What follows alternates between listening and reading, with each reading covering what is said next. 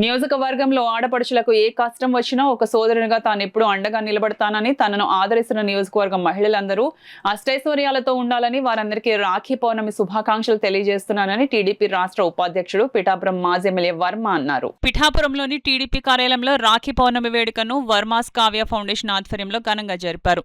నియోజకవర్గంలోని పలు ప్రాంతాల నుంచి మహిళలు వచ్చి మాజీ ఎమ్మెల్యే వర్మకు రాఖీలు కట్టి దీవెనలు పొందారు. వర్మకు స్వీట్లు తినిపించారు. ఈ సందర్భంగా మాజీ ఎమ్మెల్యే వర్మ ఆయన సతీమణి లక్ష్మీదేవి చేతుల మీదుగా మహిళలందరికీ రాఖీ కానుకగా చీరలు అందజేశారు. మహిళలంతా వర్మ దంపతులను ఘనంగా సత్కరించారు. ఈ సందర్భంగా మాజీ ఎమ్మెల్యే వర్మ మీడియాతో మాట్లాడుతూ నియోజకవర్గ మహిళలందరికీ రాఖీ పండుగ శుభాకాంక్షలు తెలిపారు. కార్యక్రమంలో పంపనపోయిన అన్నపూర్ణ, అందుగల పద్మ, దుర్గాడ విజయలక్ష్మి, విళ్ళ కమలాలయ, బంగారు ద్వారక, ఉప్పు రమ్య, బొజ్జా సతీష్, సక్కుమళ్ళ గంగాధర్, పిల్లి చిన్న, కొరుప్రోలు శ్రీను, మస్కపల్లి రాజా, కర్ణాసుల రాజా, నామా దోరబాబు, నూతాటి ప్రకాష్ తదితరులు పాల్గొన్నారు. అన్నదమ్ములు బాగోవాలని ఆడపడుచులు కోరుకోవడం, అదేవిధంగా అక్క చెల్లెలు బాగోవాలని సోదరులు కోరుకోవడం.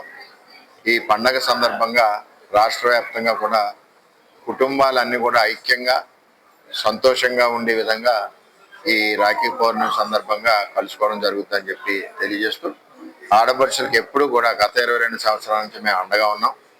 ఏ సమస్య వచ్చినా ఇంట్లో పెద్దన్నలాగా చెల్లెమ్మలందరినీ కాపాడుకుంటూ వస్తున్నాం.